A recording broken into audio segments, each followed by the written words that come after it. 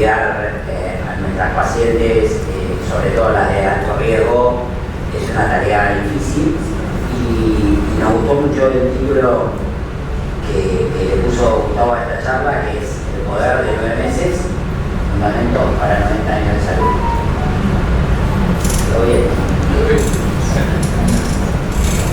Todo bien.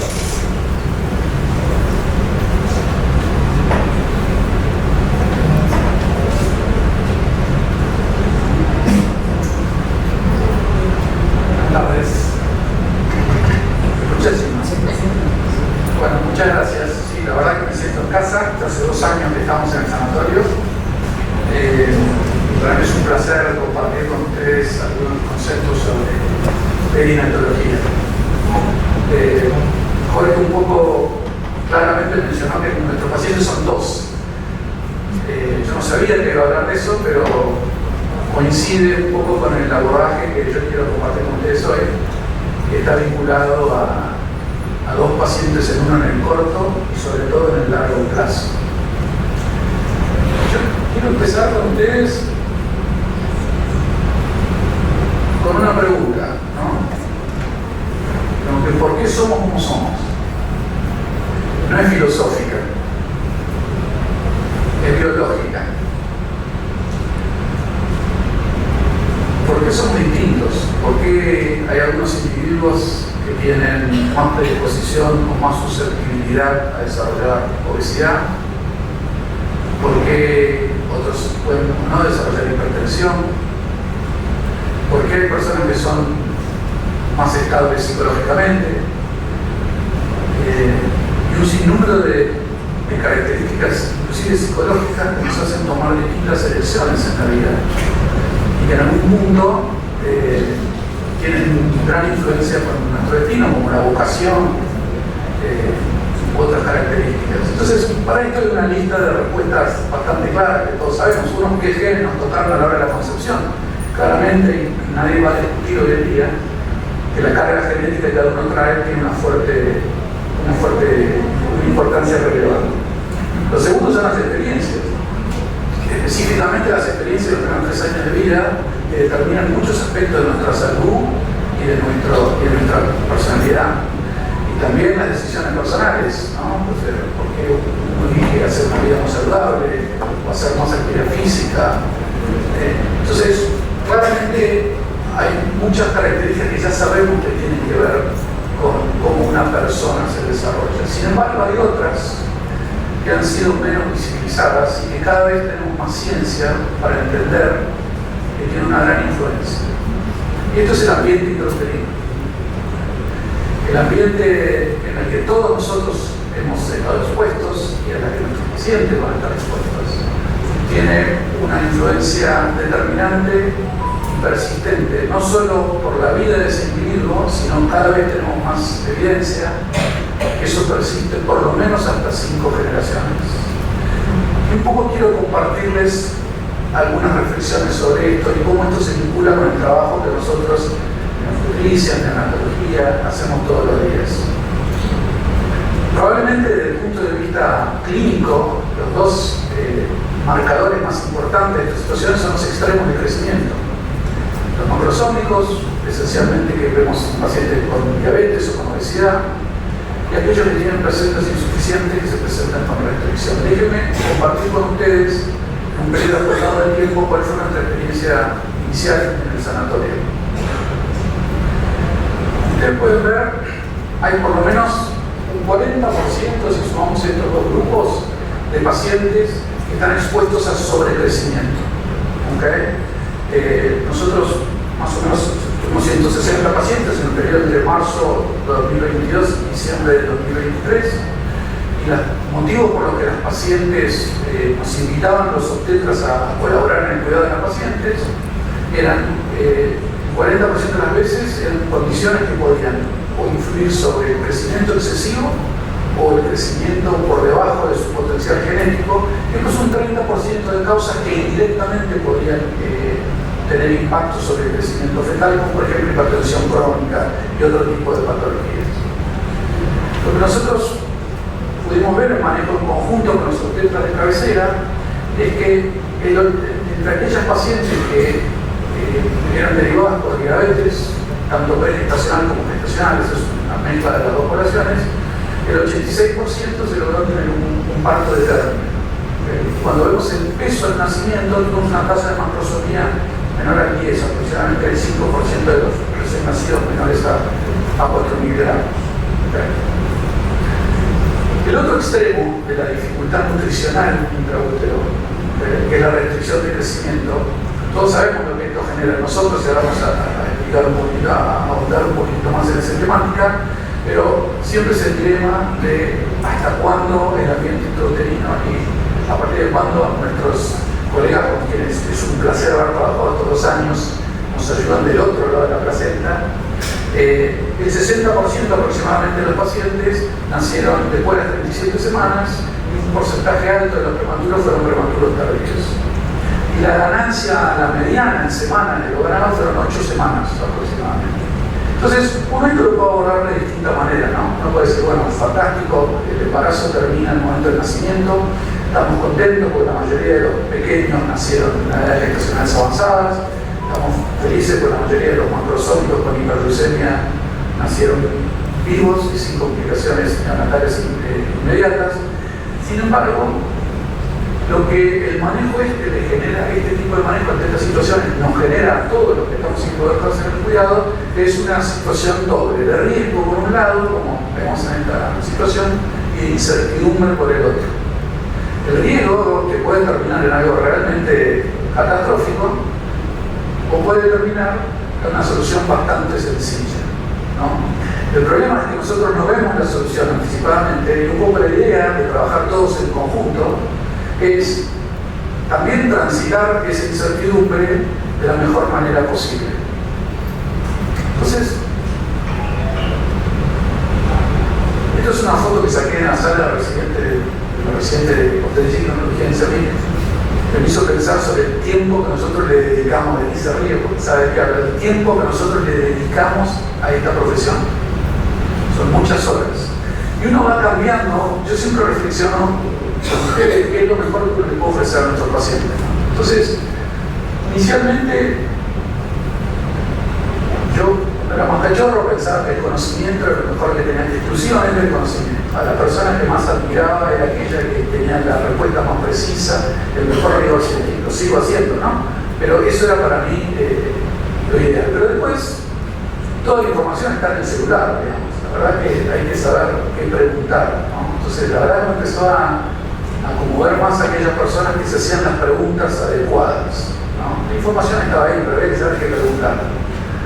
Y hoy, que estoy un poco más viejito, pienso que el mejor modelo, habiendo, digamos, aspirado a adquirir las otras 2 habilidades, el mejor modelo es cómo uno maneja la incertidumbre, pero no la del paciente, la nuestra. Cómo nosotros, qué hacemos con la incertidumbre, ahí donde no tenemos información, no sabemos si esto va a tener una progresión favorable o desfavorable. Y la incertidumbre se expresa en ambas condiciones, en la macrosomía y en la restricción, con el riesgo de muerte fetal. Todos los obstetras, cuando acá hemos tenido este episodio, hemos tenido que comunicar a una familia de esta situación y nunca volvemos a hacer lo mismo que antes que nos pasa la primera vez con nuestro cuidado. Entonces, la muerte fetal es una de las características más importantes. Y algo muy relevante en los fetos con sobrecrecimiento, que es más de lo que voy a hablar por un tema de tiempo, que hay un paradigma en estos dos, esencialmente es la asfixia. ¿Okay? Por muchos años nosotros supimos, ya sabemos, que la asfixia se corregía. La muerte intraútero de fetos de madres diabéticas con sobrecrecimiento fetal ocurren por una correlación con hiperglucemia. Sabemos que cuanto más mayor la glucemia materna, mayor es el riesgo de muerte intrauterina. Eso lo sabemos históricamente. En los últimos años ha habido mucha más información y aprendimos en el estudio APO que, por ejemplo, esta tabla muestra las glucemias en ayunas maternas y la ocurrencia de macrosomía. Entonces, antes pensamos que había un umbral, que si los pacientes tenían glucemias por debajo de cierto umbral, el feto estaba seguro y iba a dar macrosomía. Aprendimos que es una relación continua. Cuanto mayor es la glucemia en ayunas de la madre, mayor es el riesgo de macrosomía en el feto. De hecho, hay una relación entre macrosomía entre hiperglucemia, macrosomía y muerte fetal. De hecho, lo que muestra el gráfico de la izquierda, lo que muestra es aquellas pacientes que en la primera parte de la curva, que está marcada con colorado, a medida que esta es la hemoglobina glicosilada y este es el peso, a medida que las pacientes aumentan la hemoglobina glicosilada pero en un rango normal, el peso fetal es normal. A medida que la hemoglobina glicosilada continúa aumentando, pero es un número significativamente mayor, la macrosomía es lo prevalente. Y si la hemoglobina glicosilada continúa incrementándose, entonces lo que predispone ahora es la restricción de crecimiento. Fíjense que es una misma noxa que es la hiperglucemia, pero que puede producir dos fenotipos fetales diferentes: un feto macrosómico y un feto con restricción de crecimiento, ambos con el mismo riesgo, el riesgo de muerte fetal. Entonces, para tratar de entender, una de las mejores estrategias para disminuir el riesgo de muerte intraútero es entender cuál es el mecanismo que subyace detrás de estos fenotipos de fetopatía. Entonces, eso lo voy a tratar de revisar en las próximas diapositivas. Lo que vemos acá es el compartimiento materno y el compartimiento fetal. El oxígeno que pasa por difusión facilitada, y la glucosa que pasa por difusión facilitada. En una placenta de una mujer diabética, la hiperglucemia hace que, porque por un lado la afinidad de la hemoglobina glicosilada, que está incrementada en pacientes con diabéticas, es mayor al oxígeno, al feto le cuesta más secuestrar ese oxígeno con su hemoglobina fetal. Por lo tanto, en el compartimiento fetal hay una hipoxia relativa. Por otro lado, hay gran cantidad de glucosa en el compartimiento materno y gran cantidad de glucosa en el compartimiento fetal.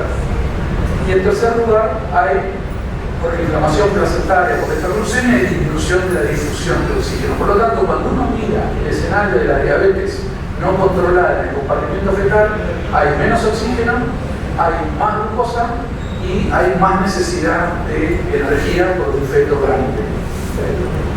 Esto hace que el feto tenga que sacar energía de donde sea. Cuando no hay suficiente oxígeno, se obtiene a través de una vía metabólica que es anaeróbica. Y el producto de eso es el ácido láctico, entre otros, es un subproducto. Y eso produce acidosis metabólica y eso es lo que se asocia a la muerte fetal.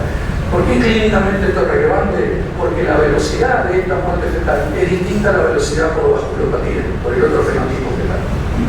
La velocidad es, digamos, en horas, porque esto es un cambio metabólico. Ahora, no es tan sencillo como saber cuál es el mecanismo. Lamentablemente, la interpretación clínica hace que las cosas sean más complejas. Esto es un ejemplo, pero se lo puedo explicar bien porque es difícil de explicar por el sonido refuerzo. Esto es un ejemplo de lo que pasa en los fetos con restricción intrauterina en nuestra capacidad de diagnóstico y de anticipar una muerte fetal. Lo que se ve acá en el eje de las X es el peso materno. Estas son dos poblaciones, estas son mujeres inglesas europeas y estas son mujeres asiáticas, pero es lo mismo, son las mismas variables. Lo que se ve es que esta línea negra es la tasa de muerte fetal. A medida que las mujeres incrementan el índice de masa corporal, mayor es el riesgo de muerte fetal. Eso está claro y es así: mayor obesidad materna, mayor muerte fetal, es muy consistente. Ahora, las otras tres curvas son la capacidad diagnóstica de restricción de crecimiento, lo que nos va a alertar si ese feto puede morir por una falla placentaria porque es pequeño. Estas tres curvas que van hacia abajo, en la dirección opuesta a la muerte fetal, son curvas poblacionales. Pesa el feto y lo tabula en una curva poblacional. Y fíjense que a medida que mayor es el índice de masa corporal, mayor es la muerte, el riesgo de muerte, y menor es la capacidad diagnóstica del feto con restricción. La única curva que es paralela, o sea que uno diagnostica más restricción de crecimiento a medida que aumenta la madre y es paralelo al riesgo de muerte, son las curvas optimizadas, las que ponen en el cálculo el peso de la madre. Entonces, esto es para distintas etnias, como ven acá. ¿Cuál es el concepto de esto? Que en este caso, la obesidad asociado a seguramente trastornos metabólicos, puede ocultar un feto con restricción. Biológicamente es un feto con restricción y la única curva que la puede detectar es la que la postumiza al peso materno. Mientras que cuando uno lo compara con una curva poblacional, la obesidad oculta, a través de una macrosomía, oculta un feto con restricción. Por lo tanto, tiene menos vigilancia y no coincide con el riesgo de muerte. Entonces, como hemos dicho, hay dos fenotipos distintos de fetos intraútero de madres con hiperglucemia y con trastornos metabólicos.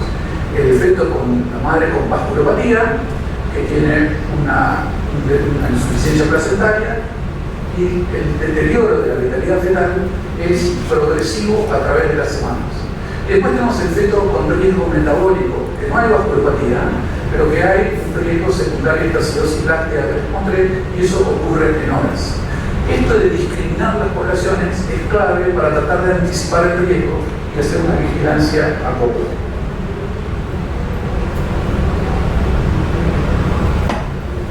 Entonces, hay algunas poblaciones, ustedes pueden ver acá, si el paciente no tiene vasculopatía y tiene un control metabólico adecuado, realmente lo más probable es que si el feto es macrosómico va a ser constitucional. ¿Okay? No tiene vasculopatía, tiene un control metabólico adecuado, no hay factores de riesgo para desarrollar macrosomía, que me gusta decirle sobrecrecimiento, porque no es macrosomía, no es un feto grande, es un feto grande con un mecanismo aberrante. ¿Okay? Entonces no tiene sobrecrecimiento. Y si el feto no tiene vasculopatía y tiene hiperglucemia, uno espera ver una macrosomía y que esa macrosomía sea producto de un crecimiento más rápido. Ahora, hay otro escenario que es más complejo y que cuando hay vasculopatía, básicamente ya está, cuando hay vasculopatía hay buen control metabólico, si uno es un feto pequeño es por falla placentaria, eso es un feto que uno puede anticipar, tenemos varias semanas, se altera el Doppler, hay varias alteraciones.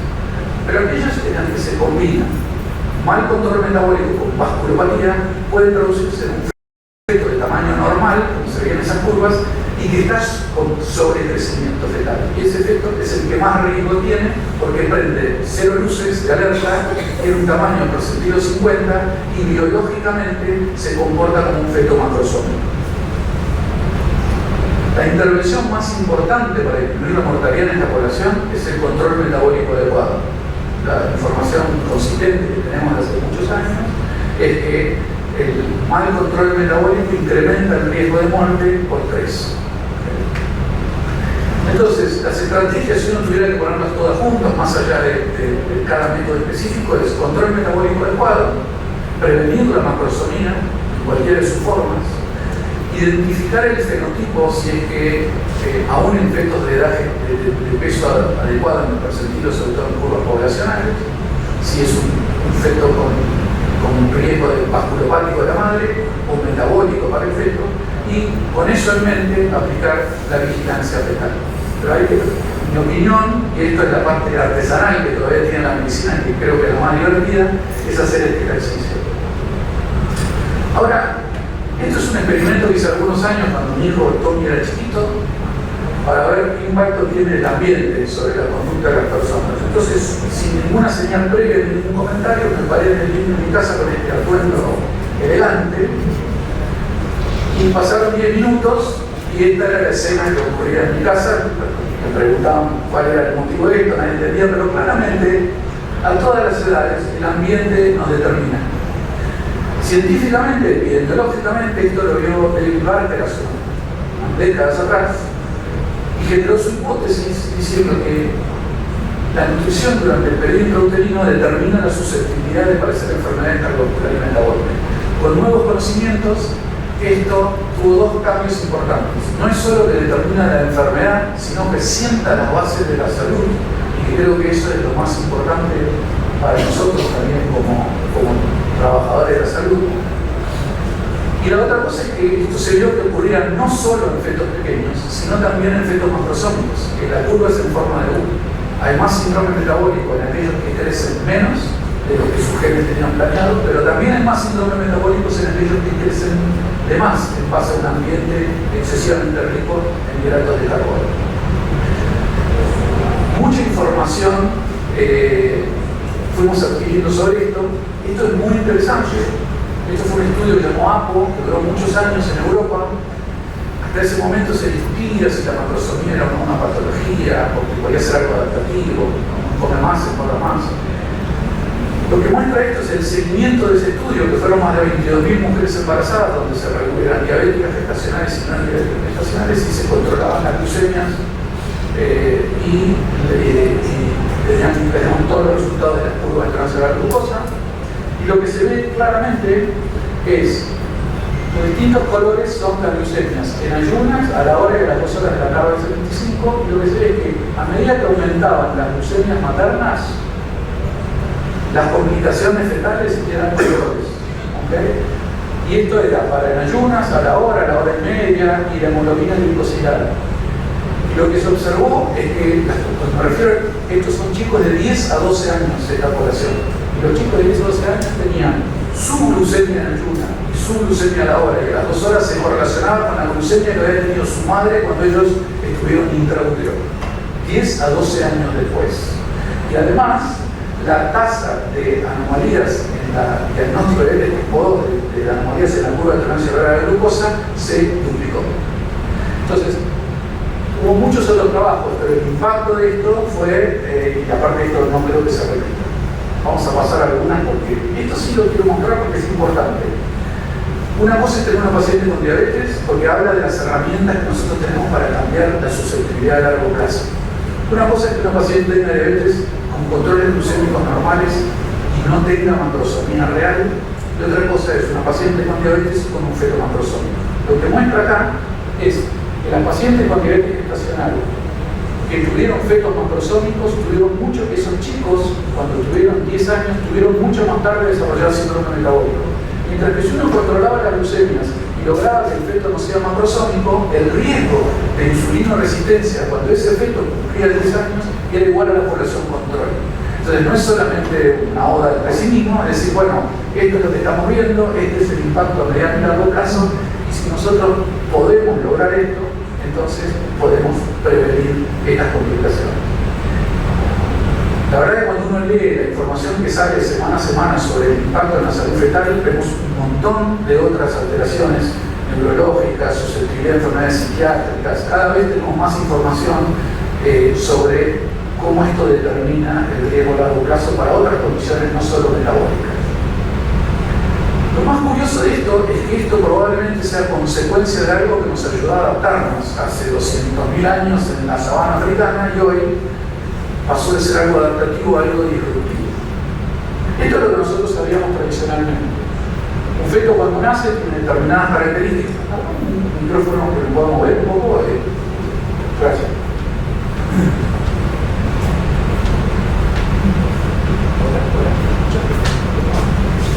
Hola.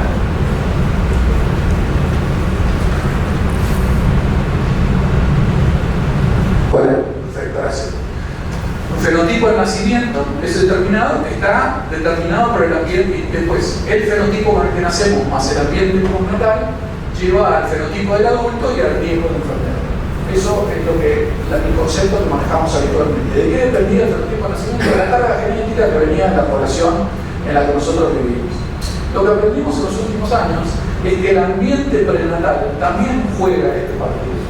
Lo que hace el ambiente prenatal es determina a través de esto que se llama fenómenos epigenéticos cómo va a funcionar este fenotipo, qué genes van a estar prendidos y qué genes van a estar apagados. Y eso también determina, ahora no es solamente la carga genética, sino también el ambiente prenatal, que es lo que determina la susceptibilidad y la capacidad de adaptación en base al fenotipo que nacemos. Entonces, lo que pasaba en la naturaleza era que el mecanismo original es que la placenta lee a través de la madre el entorno en el que vive la madre, nutricional básicamente. Pero ahora estamos aprendiendo que también es psicológico, también es afectivo, y adapta metabólicamente a ese feto para que tenga la mejor chance de sobrevivir en el ambiente donde vive la madre. Cuando hay un mismatch, cuando no coincide el ambiente prenatal con el ambiente real, se pierde esa flexibilidad y entonces se transforma en un mecanismo disruptivo. Un chico nace con bajo peso o con alto peso y va a comer a McDonald's a los 10 años y su chance de enfermarse, de tolerar eso que es antinatural, es muchísimo menor. Eso se puede ver en este esquema, donde uno muestra que si el ambiente del desarrollo es óptimo, esto es la salud, lo que dice la salud, y estas zonas blancas son las chances de enfermarse. En el ambiente de desarrollo óptimo, los chicos tienen, los adultos tienen un rango mucho más grande de salud entre escasez y abundancia. Y a medida que el ambiente intrauterino se va alterando, el rango de salud es mucho más bajo entre la escasez y la abundancia. Hay que hacer una vida mucho más prolija para disminuir la probabilidad de resistencia a la insulina, etc. Entonces todo esto es fascinante, pero cuando uno lo saca y mira al mundo, dice, bueno, ¿y esto qué quiere decir? Bueno, esto es el mundo. Lo que mostramos acá es la tasa según el CDC desde el 94 hasta el 2008. Cuanto más oscuro, más incidencia de obesidad con índice de masa corporal mayor al 30. ¿Okay? Fíjense lo que pasó con la diabetes, es un espejo de la obesidad. Esto es una pandemia, nunca antes el mundo estuvo expuesto a esto. Y nosotros estamos acá, o sea, nos va mejor que el resto del mundo. Y esto lo que muestra es que este trabajo creo que fue en 2016, salió publicado en el Lancet. Y lo que mostraron es que hay un altísimo porcentaje, el 21% de las mujeres para el 2025 van a tener obesidad en edad reproductiva, no en los pacientes. Y un 9% van a tener obesidad mórbida. Esto es lo que está pasando. Si uno dice, bueno, pensamos, sí, la gente come más, se muere menos, todo es real. Pero también hay una posible explicación que nos sienta a nosotros en un lugar de mucho protagonismo, como médicos que se encargan de la reproducción. Todo lo que yo puse en esta diapositiva es resumen de cosas que tienen robustez científica. Cuando una mujer se embaraza con obesidad previa, tiene más chance de tener una mayor ganancia corporal y tiene más chance de tener sobrepeso a largo plazo, persistente. Y tiene más chance, por eso, de desarrollar diabetes tipo 2. ¿Okay? A su vez, las pacientes que tienen estas condiciones tienen más chance de tener diabetes gestacional. Estas tres situaciones cierran este loop diciendo, si esta mujer se vuelve a embarazar, este loop se sigue retroalimentando. Cada vez más obesidad previa, cada vez más ganancia corporal, cada vez. Por otro lado, las pacientes que desarrollan esto también tienen más chance de tener hiperglucemia y obesidad, aunque no tenga hiperglucemia, la obesidad per se hace lo mismo, y generan un feto macrosómico. Como les mostré antes, el feto macrosómico tiene mayor tasa de obesidad infantil y de diabetes tipo 2 de la adolescencia en adelante. Y si ese feto es mujer y vuelve a quedar embarazada, cierra la otra parte del grupo. Entonces, yo no digo que todo, pero es altamente probable que parte de las causas que justifican esta pandemia, con toda la morbilidad asociada que estamos viendo, sea de origen intraútero y transgeneracional. Y estas modificaciones, como dije al principio, se sabe que hasta 5 generaciones persisten. Entonces, no sé ustedes, pero a mí esto, cuando yo empecé a leer, me pareció fascinante y le dio otro sentido a nuestro trabajo. Me parece que no solo estamos viendo el binomio a los 9 meses, sino que estamos viendo a 5 generaciones por lo menos de susceptibilidad o de desarrollo de salud. Y hoy en día hasta sabemos cuáles son los mecanismos moleculares que subyacen a esto. No voy a ahondar en esto, pero como a mí me parece fascinante, van a tener que hacerme terapia y escuchar un ratito más. Esto es así. Si se acuerdan, el dogma central de la poesía, el ADN se replica, después se transcribe el ARN, y el ARN, con esta información del gen original, con muchos cambios en el medio, produce una proteína. ¿Okay? Ahora, ¿qué hace el ambiente en todo esto? El ambiente prende o apaga ciertos genes. ¿Y cómo lo hace? Lo hace a través de estas cosas que se llaman fenómenos epigenéticos. Uno se hace directamente en el ADN, que el ambiente tiene la capacidad de que ciertos grupos químicos, o sea, la metilación de ciertas bases nitrogenadas. Y eso tiene la capacidad de apagar ese gen. Y eso lo hace directamente. Antes pensábamos que solo el código genético cambiaba con una mutación. Hoy sabemos que no es así. Hoy sabemos que puede ser estructuralmente el mismo ADN. Eso es la metilación del ADN que apaga el gen. Esto ocurre en una parte que tiene mucho que ver en el encendido del gen. Otro mecanismo es, si ustedes se acuerdan de la facultad, que el ADN está cubierto por una proteína. Esas proteínas también pueden unirse a ciertos grupos químicos y hacen que se atraigan entre sí y entonces el ADN se compacta, se cierra y todo el sistema de traducción no puede acceder al gen, entonces lo apagan, o hace que la molécula que como móvil se abra, entonces la maquinaria de transcripción celular accede y puede sintetizar las proteínas que el gen se prevé. Entonces, estos son los mecanismos que hoy sabemos que el ambiente usa, y esto hasta está descrito en enfermedades psiquiátricas. Entonces, claramente hoy tenemos los datos epidemiológicos como las consecuencias a largo plazo de nuestra actividad de todos los días, los datos epidemiológicos, los datos fisiológicos, bioquímicos y moleculares, en cómo determina el ambiente que nosotros podamos ayudar a lograr extraútero a largo plazo. Y para terminar, les quiero decir dos cosas. Miren, esto es un experimento que hicieron con ratitas. Para demostrar eso, lo que ellos hacían era metilaban ciertos genes a través de la dieta. Con un truco químico le daban distintos genes. Y lograron. Y esa metilación era de los genes del color del pelaje de las ratas. Y lo que veían es hacer una curva 12 respuestas. Fíjense cómo va cambiando el color de acuerdo a cuánto se metilaba ese gen del color del pelaje. Estas son mis ancestras, digamos. A ver, la pregunta. Seguramente en todos nosotros, por lo menos hasta 5 generaciones, los ambientes intrauterinos, yo llegué hasta mi bisabuela, no encontré más, pero el ambiente intrauterino nos ha determinado en la susceptibilidad y el rasgo de personalidad, más allá de la carga genética. Pero lo que es fascinante, y creo que a mí me hace todos los días, y seguramente a ustedes también, repensar nuestra profesión y hace más desafiante todavía, es que hoy en día nosotros somos parte del ambiente. Porque nosotros con las intervenciones médicas, que me perdonen mi bisabuela, pero nosotros con las intervenciones médicas también modificamos el ambiente en el que se desarrollan los recién nacidos.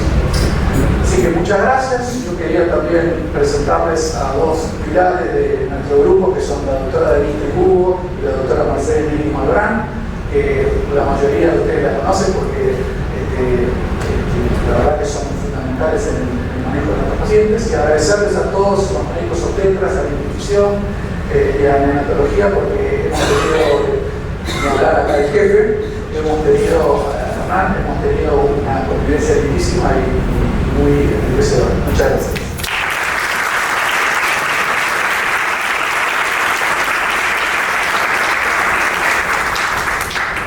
Bueno, ya que lo tenemos, el que quiera hacer alguna pregunta, levanta la mano. Y Carmen. ¿Sí?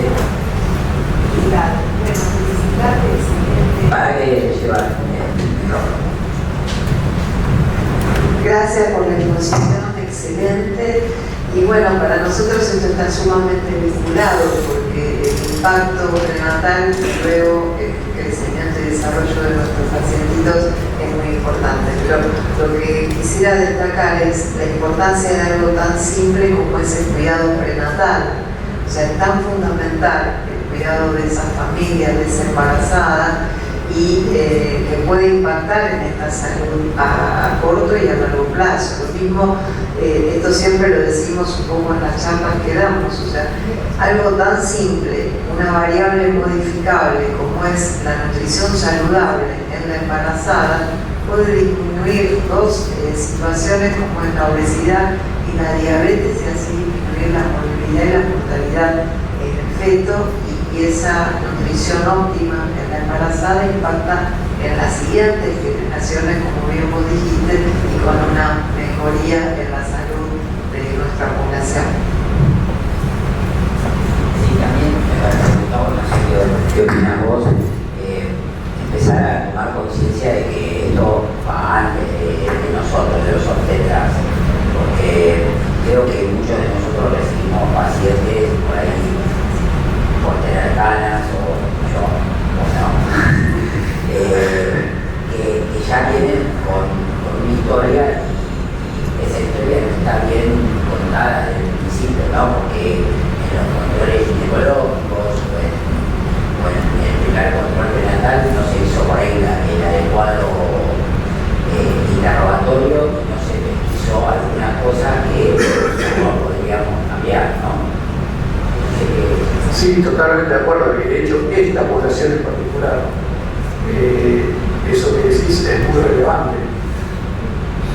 Una de las, son muy pocas las malformaciones en las que nosotros podemos hacer prevención secundaria. Y son extremadamente pocas las que podemos hacer prevención primaria. Y esta población es una. Cuando yo era reciente tuve la suerte de hacer un trabajo con el doctor Enrique Gado y con John Quinnan y con Eduardo Castilla, que en ese momento dirigía el ECLAM, que es el estudio colaborativo latinoamericano para malformaciones congénitas.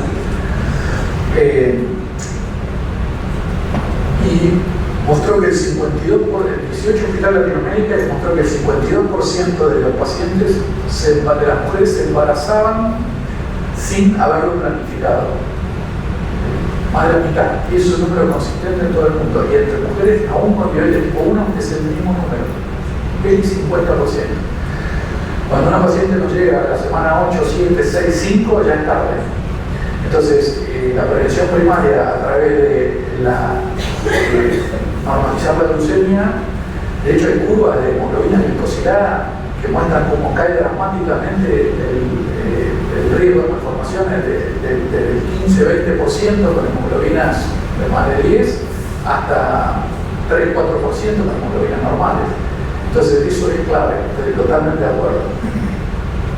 La otra cosa que, bueno, no sé si alguien quiere hacer alguna otra pregunta, pero la otra cosa que a mí me parece que tenemos que apuntar un poco a la leucemia basal, ¿no? Porque todavía hay mucho consenso en que, bueno, si tienen menos de 100 no pasa nada y nosotros vemos que el corte lo ponemos mucho más abajo y detectamos más y así sacamos más también, ¿no? Pero por ahí ese concepto está bueno.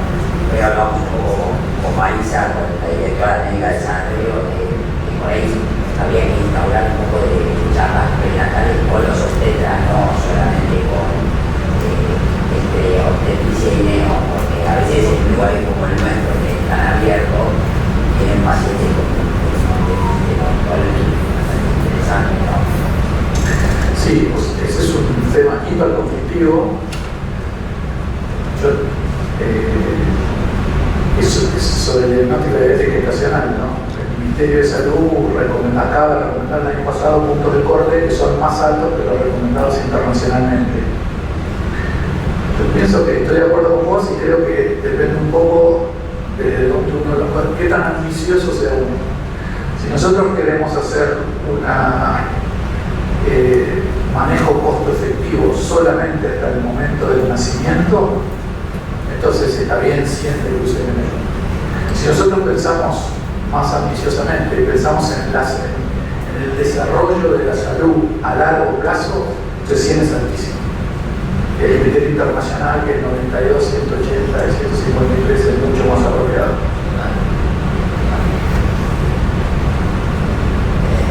Una pregunta. Cris.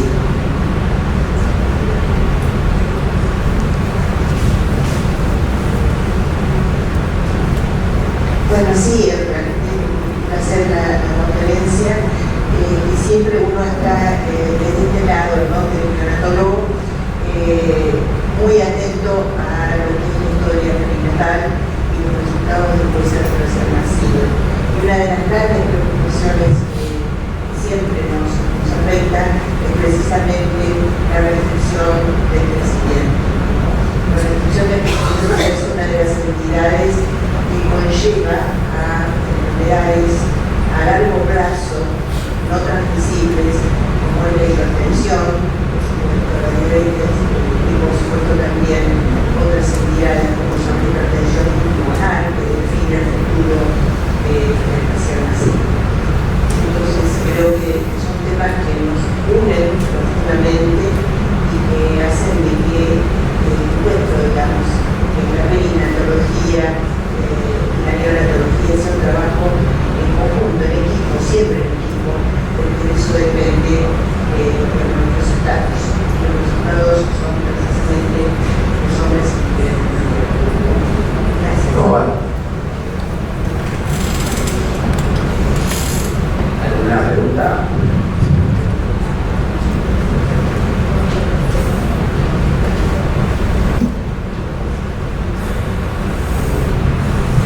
¿Qué tal, Gustavo? Excelente.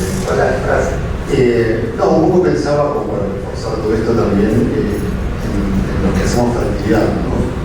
Y en la importancia de la prevención y de los actos primarios en esa paciente que a lo mejor viene a buscar un embarazo y no está en las mejores de las condiciones. Que hoy, con el acceso a las técnicas de reproducción asistida, vemos todo el tiempo en el consultorio de la paciente que a lo mejor tiene un índice de masa corporal inadecuado, además, pero viene y dice: yo quiero que usted me haga esto. Y es muy difícil a veces poner el límite, cruzar la valla y decirle: bueno, no, primero tenés que hacer y pautar determinadas cosas. Creo que esto un poco trasciende lo que es el manejo de la técnica y que estaría bueno poder generar conductas ya en situaciones previas, ¿no? Como esto de la fertilidad, que me parece que es muy importante y que es una puerta de entrada al embarazo de muchísima gente. Sí, como buen comentario, estoy 100% de acuerdo. Además, creo que las técnicas in vitro han permitido formar miles de familias que no hubieran sido posibles. Tienen algunas, y a veces, una vez que se logra el embarazo, también eso se asocia con algunos riesgos diferentes. Entonces, yo lo veo como el espejo de la perinatología. El trabajo en equipo hacia adelante con NEO y el trabajo en equipo hacia atrás con los grupos preconcepcionales. Yo creo que acá en el sanatorio hay una conciencia muy amplia de colaboración interpersonal. Nosotros trabajamos con Camila, con gente del cardio, y me parece que con los subtecnos de comunicación, entonces me parece que eso culturalmente está, lo que vos decís, hay que explotarlo. A veces uno tiene todas las herramientas y por ahí no lo tiene tan conceptualizado, pero me parece que eso es muy importante para alimentar al paciente. Como un montón, por ejemplo, de las cosas que yo mostré, el tema del estrés, ¿no? Son situaciones de familias que pasan por situaciones de angustia, de mucho estrés, todo lo que implica, ¿no? Me parece que manejar eso, nosotros estamos haciendo un trabajo. Mercedes es una de las investigadoras principales, son trabajos sobre cómo estamos tratando de medir biológicamente cómo afecta el estrés de la madre durante el embarazo y ver cómo eso se expresa, cómo se manifiesta la expresión de ciertos genes inflamatorios en la placenta, y un gen específico que se asocia al estrés en las pacientes que están más y menos estresadas. Entonces me parece que hay muchos factores que todavía no tenemos los resultados, pero hay ciertos factores que sugieren que cosas que a veces uno minimiza, como el estrés, que es parte de las circunstancias que viven las pacientes, afecta definitivamente el resultado final.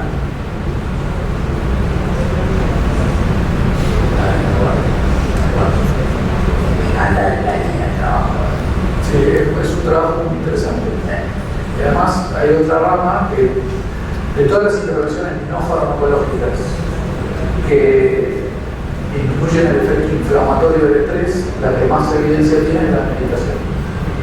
Entonces hay un grupo de pacientes que meditan y un grupo, y entonces dado de una manera determinada, y después medimos un montón de marcadores y marcadores en cordón umbilical, la expresión de 3 genes en placenta y test de desarrollo neurocognitivo a las 6 semanas de vida. Es muy interesante, va a llevar mucho tiempo.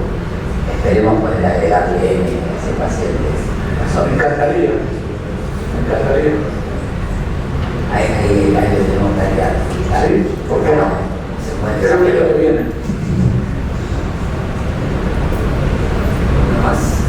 ¿Alguna pregunta? Bueno, si no hay más preguntas, te agradezco mucho, Gustavo. Te agradezco mucho a todos. Marisa, gracias por el espacio. Fede, por bancarnos siempre. Kate, Fernando, Tami, el equipo de Licea, todos los chicos de guardia. Y bueno, los invitamos a hablar de lo que vinieron al cóctel.